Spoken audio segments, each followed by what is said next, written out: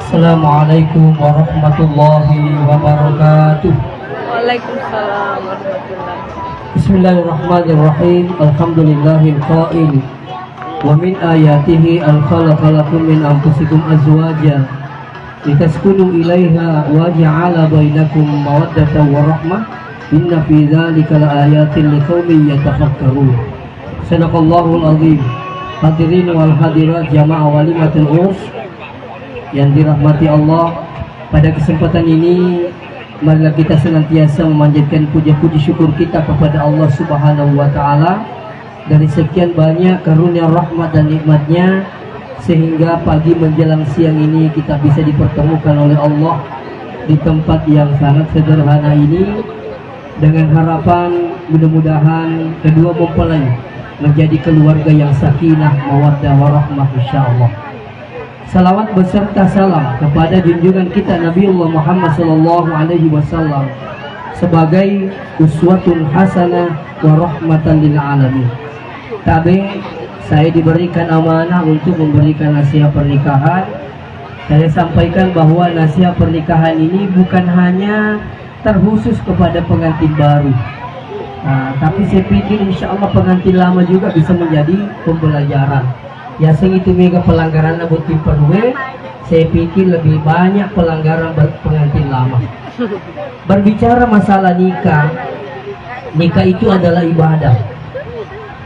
Berbicara masalah ibadah, maka itu adalah berangkat dengan niat yang baik. Pernikahan itu termasuk ibadah terpanjang dalam hidup ini. Makanya jangan heran Bapak Ibu, sekedar informasi terutama kepada pengantar dari Sinjai, bahwa di Sidrap itu kurang lebih 1.000 orang cerai dalam 1 tahun. Itu data kami dapat dari pengadilan agama. Tapi saya bukan menakut-nakuti, tapi butuh persiapan. Makanya kalau orang menikah itu sering ada ucapan selamat menempuh hidup baru. Artinya apa? Suasananya beda. Si salah tutup tekan lolo, si bawa ketupuran nama bini. Makanya selama menempuh hidup baru, artinya apa? Butuh persiapan, butuh konsep untuk menghadapi kehidupan selanjutnya. Sehingga Bapak bilang hadir, sampai saat ini bukan hanya Sidrap banyak orang cerai, ternyata Pinrang Sope termasuk Wajo. Lagi parah Kabupaten Wajo, kurang lebih 2.000 berkas antri mau cerai di pengadilan agama Kabupaten Wajo. Tentunya sini teman-teman lebih kayak inilah ketujuan diadakan nasihat pernikahan, bekal untuk kita secara pribadi. Tidak menutup kemungkinan saya setiap malam menyampaikan orang, memberikan dakwah, tapi tidak menutup kemungkinan saya ini juga kadang ada masalah dengan istri. Marilah kita saling mengingatkan. Sekarang Bapak bilang hadir, insya Allah Allah itu sudah memberikan suatu solusi. Ya, ketika kita ini menghadapi masalah sebagaimana yang disampaikan orang tua dulu, bahwa tak ada gunung, tak ada tanjakannya, tak ada sungai yang tak ada belokannya, tak ada keluarga yang tidak punya masalah. Semua orang punya masalah. Kemana masalah tahu? Ibu-ibu yang duduk sekarang ini penampilannya oke-oke, bisa saja ada masalah. Iya, ada orang masalahnya kecil, tapi tidak bisa dibesarkan. Ada juga orang masalahnya besar tapi bisa dikecilkan. Saya yakin, ya kau ketemu makan iya Ustaz, 5 tahun makan sama keluargaku, tidak pernah kacece dengan suamiku, mak belai. Belai itu. Kenapa? Memang kalau orang sudah berkeluarga itu, pasti itulah bunga-bunganya kehidupan. Makanya saya ingatkan kepada yang kedua mempelai bahwa insya Allah bagaimana menghadapi kehidupan ini, ya, untuk mendapatkan kebahagiaan dunia akhirat. Yang pertama saya ingin sampaikan bahwa marilah kita saling mengingatkan terkait dengan ibadah. Si peringaran kita sempat jangan sesibuk apapun jangan tinggalkan sholat 5 waktu. Ini kenapa sholat 5 waktu selalu diingatkan? Sekarang ini Bapak bilang aja mungkin menganggap biasa itu sholat 5 waktu. Lomi majampu, lomi mengantar, di sini sempatnya lorong. Nah, sekedar mengingatkan bagi pengantar mempelai dari Sinjai, tapi yang dari Sinjai ini boleh jamaah kasran sholatnya. Jamaah kasran dalam artian begitu laksanakan sholat duhur dijamak dengan asar. Itu namanya dijamak. Untuk mengkasroran itu dipendekkan. Ambil sholat duhur 2 rakaat, setelah beri salam ada qamah 1 kalau ada laki-laki, lanjut lagi asar 2 rakaat. Ya kalau rapi kilo romatu kemudian kita sampai jalur ya lah tulis sarai. Ya biasa jamak kasrah. Kalau kita ini sebagai musafir, yang dikatakan musafir itu dalam kitab itu bahwa musafir itu meninggalkan tempat lebih dari 80 kilo. Nah, itu sudah kategori musafir. Jadi ini boleh saja ini berikagak. Masa pejalur kimatu talamin sarai. Terus kini kimatu narabi maghribi dia potong tu kampung bisa dijama juga dengan isya. Caranya bagaimana? Maghrib 3 rakaat, isya 2 rakaat. Kalaupun tidak sempat dapat, tapi ya tidak sempat dapat belum hadir. Latu sinjai sudah isya. Ya, tidak sempat sehingga lagi maghrib dalam perjalanan sampai di Sinjai jam 8 atau jam 9 belum pergi salat maghrib, boleh dijama sholatnya maghrib sama isya, dikerja di waktu isya, namanya jamak takhir. Nah, kalau yang sebentar ini melaksanakan sholat duhur dijamak dengan asarnya, di waktu duhur namanya jamak takdim.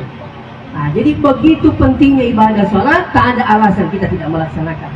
Iya, makanya saya ingatkan insya Allah ibadah sholat itu Bapak yang hadir, insya Allah untuk mendapatkan kebahagiaan, untuk mendapatkan petunjuk, untuk mendapatkan rahmat Allah, untuk mendapatkan yang namanya sehat-sehat walafiat, semua ada doanya dalam sholat. Coba kita buka, saya sering sampaikan di wadiu ini, ya, kita buka doa duduk di antara 2 sujud. Banyak saudara kita yang baca itu tapi tidak tahu mananya. Rabbi ghfirli warhamni wajaburni warafa'ni warzukni wahdini wa'afini wa'afani. Ada 8 doa isi daripada bacaan duduk di antara 2 sujud. Ya kau tidak terima pun Allah Ta'ala 8 doa ini itu sudah luar biasa.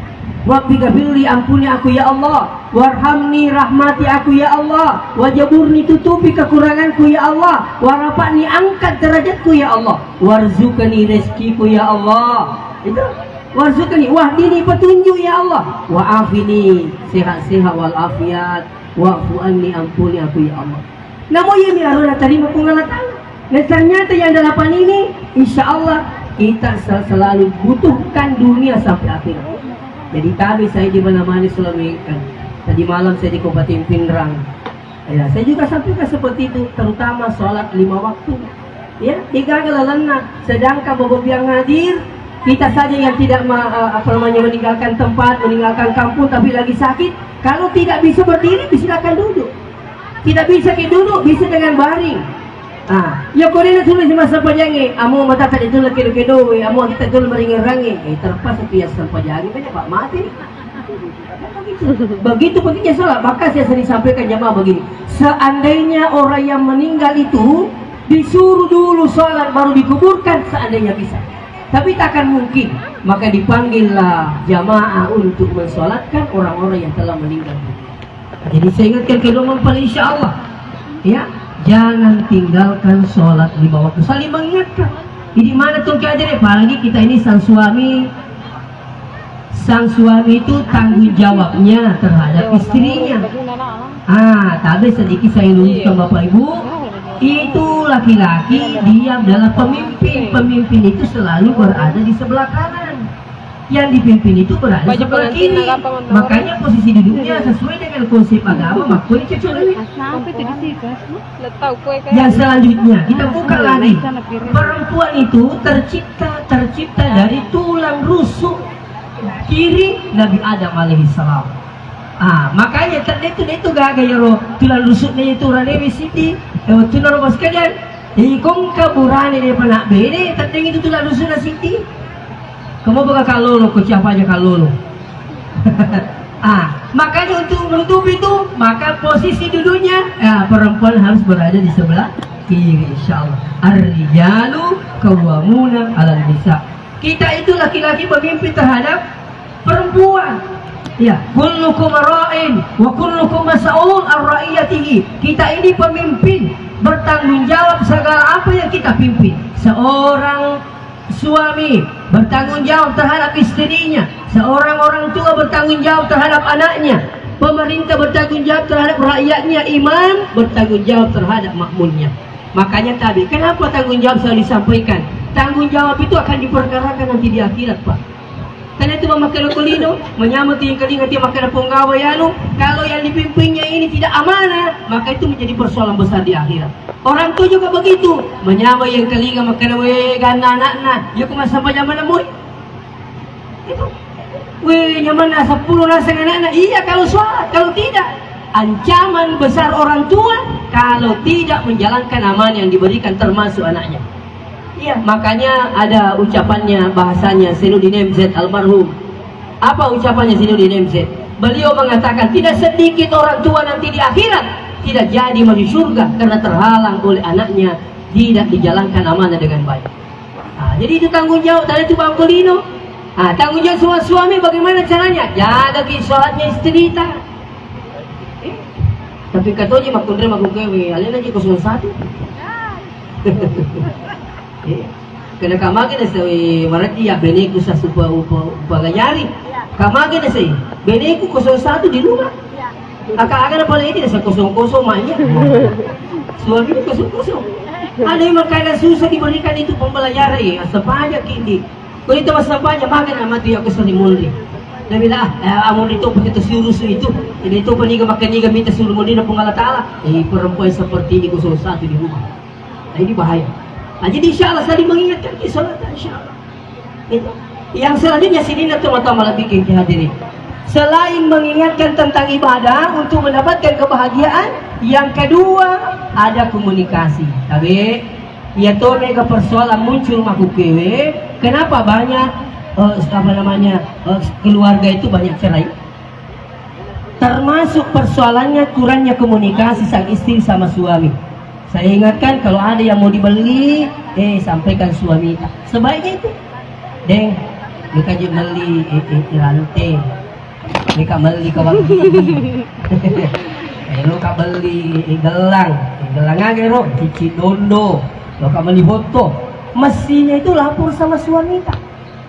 Iya, ini ada persoalan mau biar nanti muncul.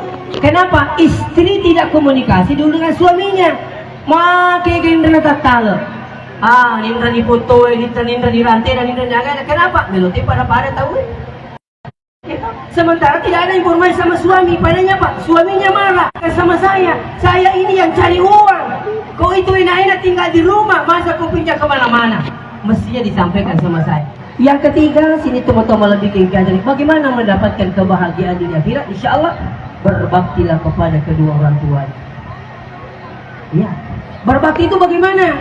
Bagaimana membahagiakan orang tua?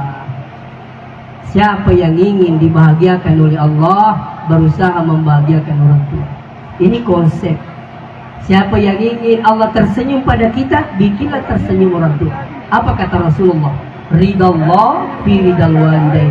Tapi makunray macam mo kapag bicara hobi, siturulat na kitu makunray kung kalap-kalap puto-puto kumadi cikgu. Ini makawata ngalaki ang magukip. Hindi ka mo para markota. Sengi markota marakota aja. Jadi janji bawa pun bila sama pasang kita. Pura si pasang kita minta nak tu balik kedua. Tahu ni masang. Jadi kapur itu dijanji puri malam patau puri masa jadi kapur ya alhamdulillah. Angka tertutup mandi cembolata. Jangan pikir kalau sinjai bilang jauh, itu masih dekat. Tiga kan nama bila mau kipai. Saya pernah diundang ceramah di Batu-Batu Pak. Orangnya perempuannya Batu-Batu, suaminya orang Kanada. Orang Kanada luar negeri. Saya bilang ini ketemunya di mana? Ketemunya di salah satu perusahaan di Jakarta. Sekarang ini tidak lagi bilang jauh Pak Maga, Ogi, Siala, Arah. Itu, sekarang kan orang sudah mudah, transportasi mulai hadir. Apalagi kau sinjai ai. Dia kan sesuai motor lokal. Yang penting kamu bilang hadir. Pak jadi markota. Dia tetap markota aja tuh. Apa kena pendamping tak? Ini kamu baru kasih tak kajian lain. Terus matang nama siapa majin di kapur. Ini alhamdulillah magara tak tahu pala kita. Perlu minta jaga badan sih kumagara tak laki Pak. Begitu cici-cici itu kumagara tak laki. Makanya Bapak bilang hadir teladenan dengan baik terhadap sang suami. Bagaimana juga caranya yang baik dengan suami sehingga suami itu selalu mengingat kita. Iya, insya Allah kemanapun suami pergi, sama siapapun dia pergi seandainya bilang hadir, maka ba'idun fi aini qaribun fil qalb, jauh di mata tapi tetap dekat di hati, insya Allah. Oleh karena itu, kembali lagi sampaikan, bahagiakan orang tua. Maksudnya apa? Apa kira-kira yang mungkin orang tua kita ketika di seperti ini dia bahagia, itu yang kita lakukan.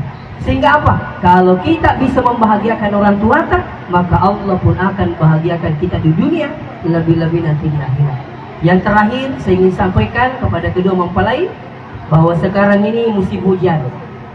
Di mana tuh ke hajire aja nagagap pulareki ko bosiwi.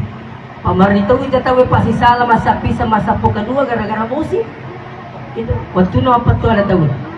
Yang punya cara bilang hari Senin, sapi sana bilang hari Selasa, sepupu 2 kali bilang hari Rabu. Sekalinya hari Senin jadi atau hari Ahad jadi bosi. Nabila sepupunya bilang memang ke hari Selasa, itu nasa bosi. Padahal dia kenapa waktu no apa tuh ada sebab lembu maka dia ko Ahad bosi, boleh tengok sini bosi mengingat kali, maka dia memang lah. Ini tidak boleh. Kita terima saja ketentuan Allah. Ini sudah kehendak Allah Bapak yang hadir. Iya, artinya kita terima supaya apa? Menjadi rahmat bagi kita semua. Itu. Nah, maksud saya bahwa musim hujan pengantin baru cocok lah. Tapi saya ingatkan, setelah hubungan suami istri, ini penting untuk saya sampaikan, jangan lupa mandi junub. Mereka tahu tubuh kiap boleh dia sedih junub. Di mandi junub itu wajib hukumnya. Setiap selesai hubungan suami istri, mandi wajib. Ada 3 mandi. Mandi biasa, pagi sore, mau lakukan mau tidak ada masalah. Mandi sunat, laki-laki sunat mandi ketika mau pergi sholat Jumat. Artinya apa? Biar mandinya dapat tuh pahala.